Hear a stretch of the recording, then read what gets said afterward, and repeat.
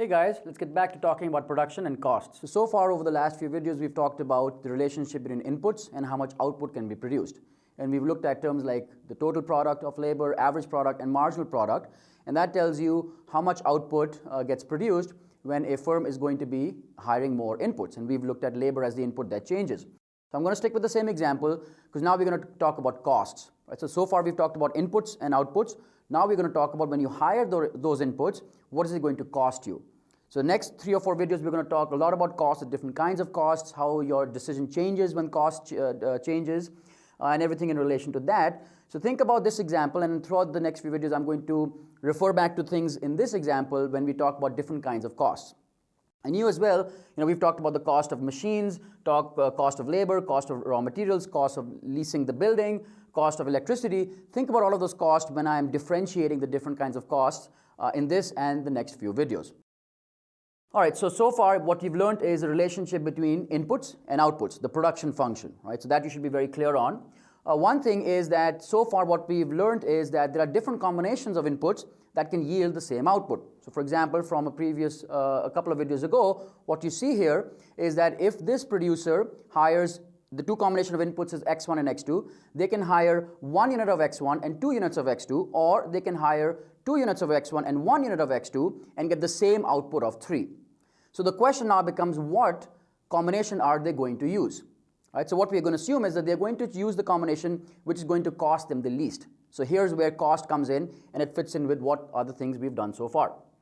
So that's what we're going to assume there. And just to give you a recap, just an example, when we talked about the production function, we talked about quantity being a function of some inputs, right? So X1 and X2 were 2 inputs. So just to give an example, if output is a function of X1 plus X2, then all that means is if you have 2 units of X1 and 3 units of X2, your output is going to be X1 plus X2, 2 plus 3, right? Or if I give you another example where I say output is X1 raised to the power 0.5 times X2 raised to the power 0.5, again, this functional form is not important. Here, so if I say your X1 is 25, which means X1 to the half becomes 5, and X2 is 36, now your quantity is 5 times 6, which is 30.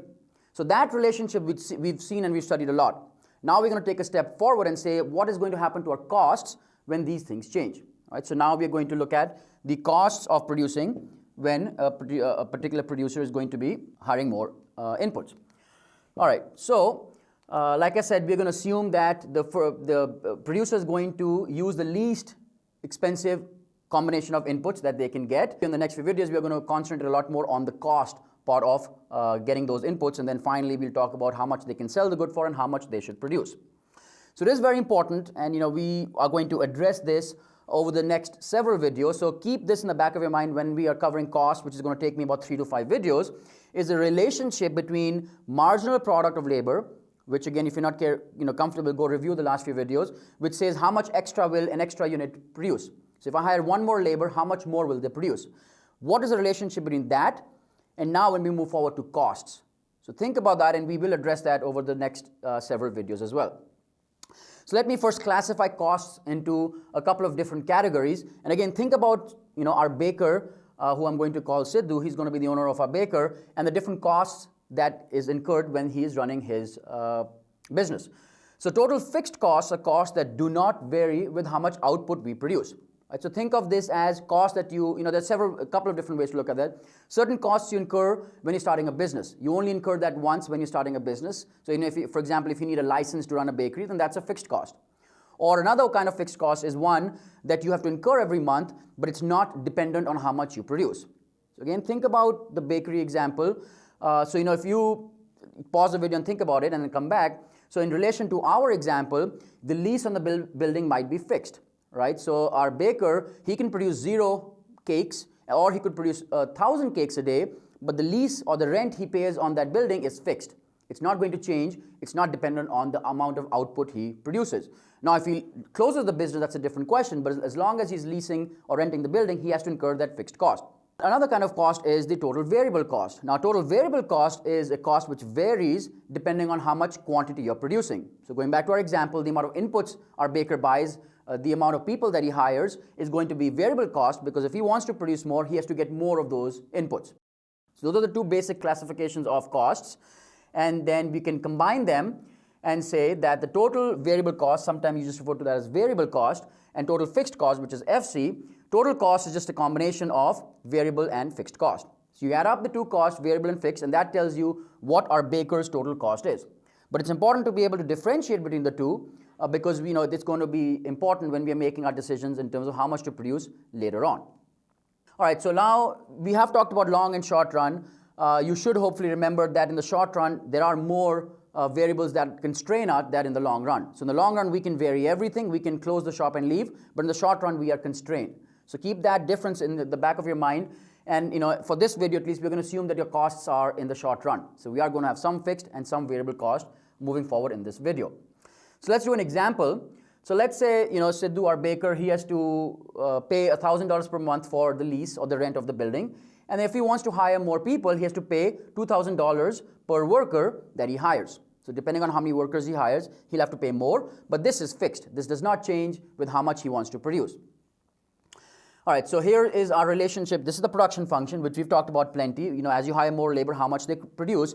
Now, this is the new part. The cost of land, which is the fixed cost, is going to be 1,000. Whether our baker produces 0 or they produce 3,000, the cost is going to be fixed.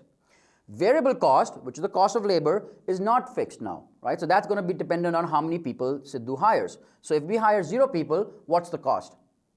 That's right, it's 0. And then as you increase the number of people you hire, you have to pay them $2,000 each. And then the total cost, you just add up these two columns and you get the answer in column number 5 by adding up column 3 and column 4. So for example, if you want to hire 3 people, they're going to make 2,400 cakes or whatever the output is. The cost is going to be $1,000 for the lease, $6,000 for 3 people you're hiring, and then therefore your total cost is $7,000. So let's take this information and graph these different costs. So it's the same information from before.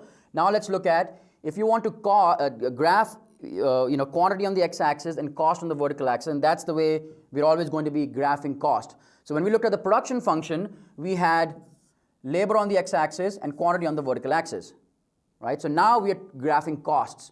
We're going to have how much we want to produce, which is on the vertical axis here, and now how much is it going to cost us. So looking at this example of Sidhu, his fixed cost was 1,000. So whether he produced 0 units or 3,000 units, his total fixed cost is $1,000. That's not going to change. His variable cost, if he produces 0, is nothing. If he produces 1,000, it was 1,000. And if he produced 3,000, it was 10,000. So somewhere here. So if you graph his variable cost, I'm getting these numbers from the previous slide.